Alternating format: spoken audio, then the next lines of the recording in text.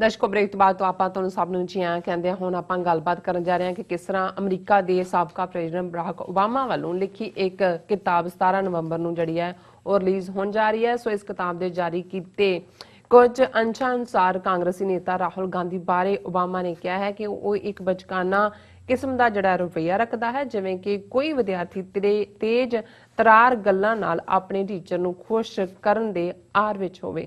ਸੋ ਇਸ ਬਾਰੇ ਆਪਾਂ ਵਿਚਾਰ ਚਰਚਾ ਕਰਨ ਜਾ ਰਹੇ ਹਾਂ। ਸੋ ਅਸੀਂ ਚਾਹਾਂਗੇ ਕਿ ਤੁਸੀਂ ਨਾਲ ਇਸੇ ਤਰ੍ਹਾਂ ਹੀ ਜੁੜੇ ਰਹਿਣਾ। ਦੇਖਣ ਸੁਣੀ ਤੁਹਾਡਾ ਸਭ ਦਾ ਬਹੁਤ ਬਹੁਤ ਸ਼ੁਕਰੀਆ ਜੀ। ਡਾਕਟਰ ਸਾਹਿਬ ਕੀ ਕਹਿਣਾ ਚਾਹੋਗੇ ਇਸ ਮੁੱਦੇ ਬਾਰੇ? ਦੇਖੋ, ਵੈਸੇ ਤਾਂ ਅਸੀਂ ਵੀ ਜਦੋਂ ਕਿਸੇ ਨੂੰ ਮਿਲਦੇ ਹਾਂ ਸਾਰੇ ਇੱਕ ਦੂਜੇ ਬਾਰੇ ਇੱਕ ਰਾਏ ਵੀ ਰੱਖਦੇ ਹਾਂ। ਕਈ ਵਾਰ ਇਹ ਵੀ ਕਿਹਾ ਜਾਂਦਾ ਹੈ ਕਿ ਜੀ ਪਹਿਲਾ ਇੰਪ੍ਰੈਸ਼ਨ ਹੀ ਲਾਸਟ ਹੁੰਦਾ ਹੈ। ਕਈ ਵਾਰ ਅਸੀਂ ਮਿਸਜੱਜ ਵੀ ਕਰਦੇ ਹਾਂ, ਬਾਅਦ ਸਾਨੂੰ ਰਿਅਲਾਈਜ਼ ਹੁੰਦਾ ਹੈ ਕਿ ਵੀ ਅਸੀਂ ਇਨਸਾਫ ਨਹੀਂ ਕੀਤਾ ਉਸ ਸ਼ਖਸੀਅਤ ਦੇ ਨਾਲ। ਲੇਕਿਨ ਇਹ ਜਿਹੜੇ ਵੱਡੇ ਹੈਡ ਆਫ ਦਾ ਸਟੇਟਸ ਜਾਂ ਨਾਮੀ ਗ੍ਰਾਮੀ ਲੋਕ ਬਣ ਜਾਂਦੇ ਨੇ, ਇਹ ਆਪਣੇ ਟਾਈਮ ਦੇ ਵਿੱਚ ਤਾਂ ਪ੍ਰੋਮੀਨੈਂਸ ਲੈਂਦੇ ਹੀ ਨੇ ਜਦੋਂ ਕਿਸੇ ਰੋਲ 'ਚ ਹੁੰਦੇ ਨੇ। ਫਿਰ ਇਹ ਵੀ ਇੱਕ ਹਿੱਸਾ ਹੁੰਦਾ ਹੈ ਕਿ ਉਹ ਉਸ ਨੂੰ ਅਖੀਰ ਦੇ ਵਿੱਚ ਜਦੋਂ ਉਹਨਾਂ ਦੀ ਟਰਮ ਮੁੱਕ ਜਾਂਦੀ ਹੈ ਜਾਂ ਉਹ ਐਕਟਿਵ 'ਚੋਂ ਪਾਸੇ ਹੋ ਜਾਂਦੇ ਨੇ, ਫਿਰ ਕਿਤਾਬਾਂ ਲਿਖ ਕੇ ਪੈਸੇ ਬਣਾਉਣਾ ਵੀ ਇੱਕ ਵੱਡਾ ਸਾਧਨ ਵੀ ਹੁੰਦਾ ਹੈ ਔਰ ਉਹ ਇੱਕ ਉਹਦੇ 'ਚੋਂ ਤੁਸੀਂ ਸਿੱਖਦੇ ਵੀ ਹੋ। ਔਰ ਬਹੁਤ ਸਾਰਿਆਂ ਨੇ ਜਿਨ੍ਹਾਂ 'ਚ ਆਟੋਬਾਇਓਗ੍ਰਾਫੀ ਜਿਹਨੂੰ ਕਿਹਾ ਜਾਂਦਾ, ਸਵੈ ਜੀਵਨੀ, ਇੱਕ ਤਾਂ ਹੁੰਦਾ ਵੀ ਕਿਸੇ ਬਾਰੇ ਤੁਸੀਂ ਲਿਖਦੇ ਹੋ। ਜਿਵੇਂ ਹੁਣ ਪ੍ਰੈਜ਼ੀਡੈਂਟ ਓਬਾਮਾ ਨੂੰ ਲੈ ਕੇ ਕਿਤਾਬਾਂ ਕਿੰਨੀਆਂ ਹੋਣਗੀਆਂ, ਹਰ ਪ੍ਰੈਜ਼ੀਡੈਂਟ ਨੂੰ, ਟਰੰਪ ਦੇ ਬਾਰੇ ਲੈ ਕੇ ਕਿੰਨੀਆਂ ਹੋਣਗੀਆਂ, ਕੌਣ ਕਿਹਨੂੰ ਜੱਜ ਕਰਦਾ। ਲੇਕਿਨ ਇੱਕ ਤੁਹਾਡਾ ਆਪਣਾ ਅਕਾਊਂਟ ਹੁੰਦਾ ਹੈ ਜਿਹਨੂੰ ਆਟੋ ਆਪਣੇ ਆਪ ਨੂੰ ਕਹਿੰਦੇ ਨੇ ਕਿ ਆਪਣੀ ਜੀਵਨ ਕਹਾਣੀ, ਕਿ ਤੁਸੀਂ ਕਿੱਥੋਂ ਸਫ਼ਰ ਸ਼ੁਰੂ ਕੀਤਾ, ਕਿੱਥੇ ਕਿੱਥੇ ਤੁਹਾਨੂੰ ਕਿਹਨੇ ਪ੍ਰਭਾਵਿਤ ਕੀਤਾ, ਕਿਹਨੇ ਤੁਹਾਡੀ ਕਸ਼ਿਸ਼ ਨੂੰ ਬਹੁਤ ਵਧਾਇਆ, ਕਿਹਨੂੰ ਦੇਖ ਕੇ ਤੁਸੀਂ ਟਰਨ ਆਫ ਹੋਏ, ਕਿਹਦੇ ਬਾਰੇ ਤੁਸੀਂ ਕੀ ਹੋਇਆ। ਇਹ ਜ਼ਰੂਰੀ ਨਹੀਂ ਹੁੰਦਾ ਵੀ ਉਹ ਉਹੀ ਪ੍ਰੈਜ਼ੀਡੈਂਟ, ਪਰ ਇਹਨੂੰ ਤੁਸੀਂ ਜਿਵੇਂ ਜੇ ਮੈਂ ਕਹਾਂ ਕਿ ਮੇਰੇ ਝਰੋਖੇ ਚੋਂ ਹੁਣ ਕਿ ਵੀ ਮੈਂ ਦੇਖ ਰਿਹਾ ਕਿਸੇ ਸਿਚੁਏਸ਼ਨ ਨੂੰ ਔਰ ਮੈਂ ਆਪਣਾ ਵਿਊ ਦੇ ਰਿਹਾ। ਬਿਲਕੁਲ।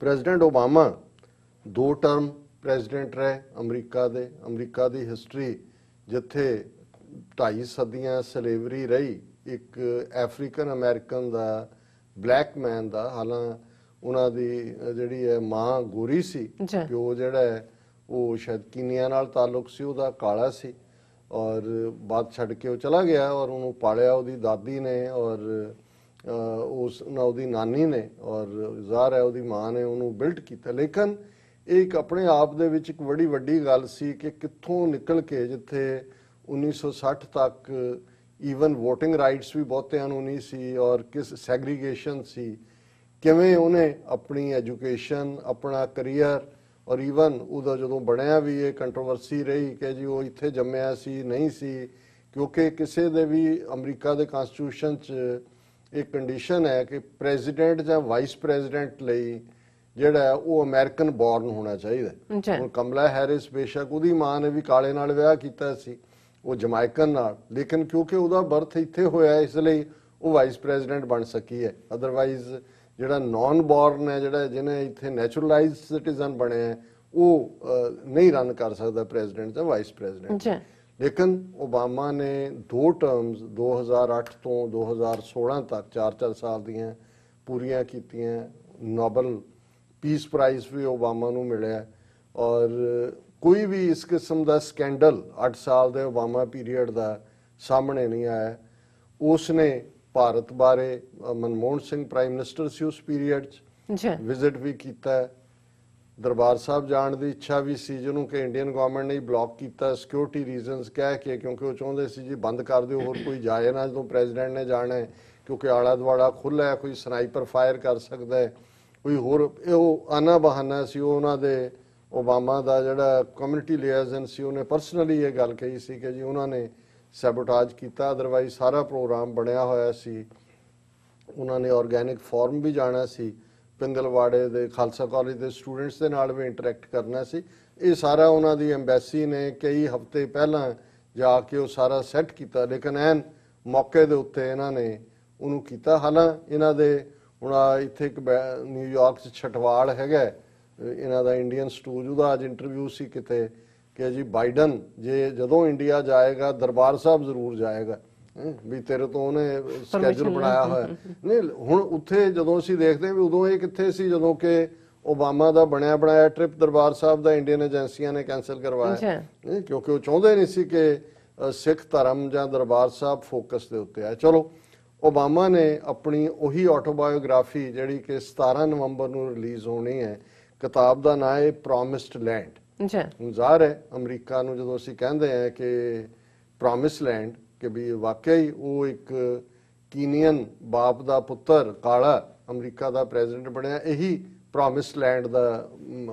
ਲੇਕਿਨ ਇਸ ਸਾਰੇ 'ਚ ਉਹਨਾਂ ਨੇ ਆਪਣੇ ਜਿਹੜੇ ਤਜਰਬੇ ਨੇ ਉਹ ਕਿਤਾਬ 'ਚ ਦਿੱਤੇ ਨੇ। ਅਜੇ ਕਿਤਾਬ ਤਾਂ 17 ਨਵੰਬਰ ਨੂੰ ਰਿਲੀਜ਼ ਹੋਣੀ ਹੈ, ਨਿਊਯਾਰਕ ਟਾਈਮਸ ਦੀ ਪਬਲੀਕੇਸ਼ਨ ਹੈ, ਪਰ ਇਹ ਪਬਲਿਸ਼ਰਸ ਦਾ ਕਿਊਰੋਸਿਟੀ ਵਧਾਉਣ ਦੇ ਲਈ, ਪਪੂਲੈਰਿਟੀ ਦੇ ਲਈ ਇੱਕ ਤਰੀਕਾ ਹੁੰਦਾ ਹੈ ਜਿਹਦੇ ਥੱਲੇ ਉਹ ਪਹਿਲਾਂ ਉਹਦੇ ਕੁਝ ਕੰਟੈਂਟ ਬਾਹਰ ਕੱਢ ਦਿੰਦੇ ਨੇ ਵੀ ਕੀ ਹੈ।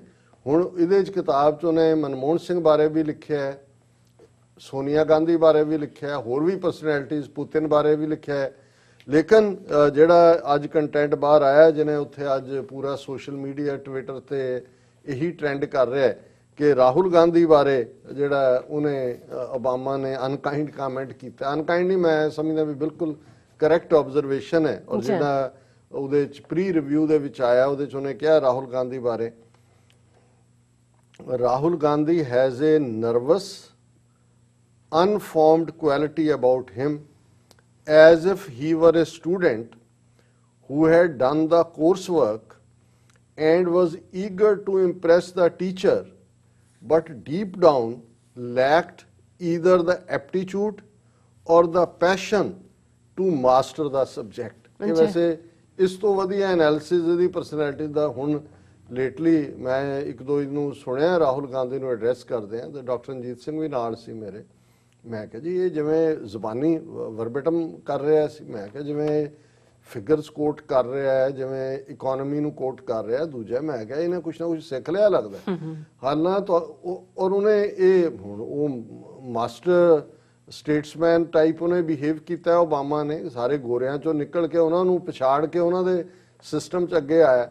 ਹੁਣ ਉਹਨੂੰ 2 ਵਾਰ ਮਿਲਿਆ ਰਾਹੁਲ ਗਾਂਧੀ। ਹੁਣ ਉਹਨੇ ਕੀ ਕਿਹਾ, ਉਹਨੇ ਕਿਹਾ ਵੀ ਇਹ ਜਿਵੇਂ ਇੱਕ ਨਰਵਸ ਹੁੰਦਾ ਨਾ ਬੱਚਾ, ਉਹ ਫਿਰ ਜਿਹੜਾ ਨਹੀਂ ਵੀ ਪੁੱਛੋ ਉਹ ਵੀ ਚੀਜ਼ ਦੱਸ ਰਿਹਾ ਹੁੰਦਾ, ਤੇ ਜਿਹੜੀ ਪੁੱਛੋ ਉਹਨੂੰ ਭੁੱਲ ਜਾਂਦੀ ਹੈ।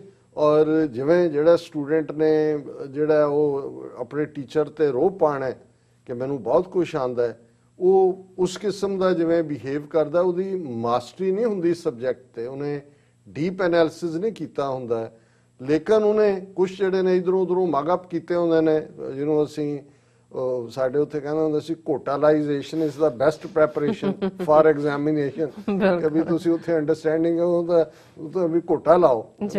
ਸੋ ਉਹਦੇ ਤੇ ਉਹਨੇ ਕਿਹਾ ਵੀ ਇਹ ਅਨਫਾਰਮਡ ਕੁਆਲਿਟੀ ਉਹਦੇ ਬਾਰੇ ਜਿਹੜੀ ਹੈ, ਜਿਹੜਾ ਉਹਦਾ ਔਗਣ ਹੈ ਉਹ ਇਹ ਹੈ ਕਿ ਉਹ ਉਸ ਸਟੂਡੈਂਟ ਵਾਂਗ, ਤਾਲਿਬੇ ਇਲਮ ਵਾਂਗ ਬਿਹੇਵ ਕਰਦਾ ਹੈ ਜਿਹਨੇ ਆਪਣਾ ਕੋਰਸ ਵਰਕ ਮੁਕਾ ਲਿਆ, ਪਰ ਉਸ ਦੀ ਡੂੰਘਾਈ ਦੇ ਨਾਲ ਜਿਹੜੀ ਆ ਉਹ ਸਟੱਡੀ ਨਹੀਂ ਕੀਤੀ, ਪਰ ਉਹ ਆਪਣੇ ਟੀਚਰ ਨੂੰ ਇੰਪ੍ਰੈਸ ਕਰਨਾ ਚਾਹੁੰਦਾ ਹੈ ਕਿ ਵੀ ਮੈਨੂੰ ਸਭ ਕੁਝ ਆਉਂਦਾ ਹੈ।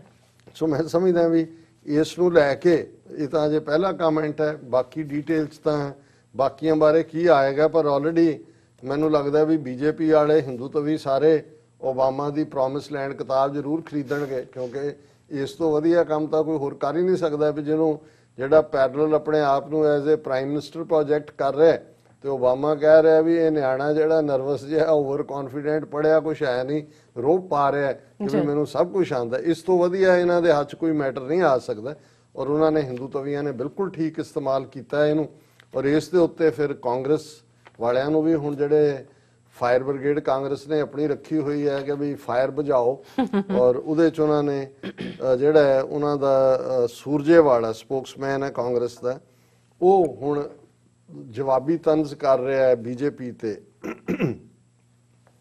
May I humbly remind certain overzealous friends of the media running a sponsored agenda that we don't comment on individuals' views in a book.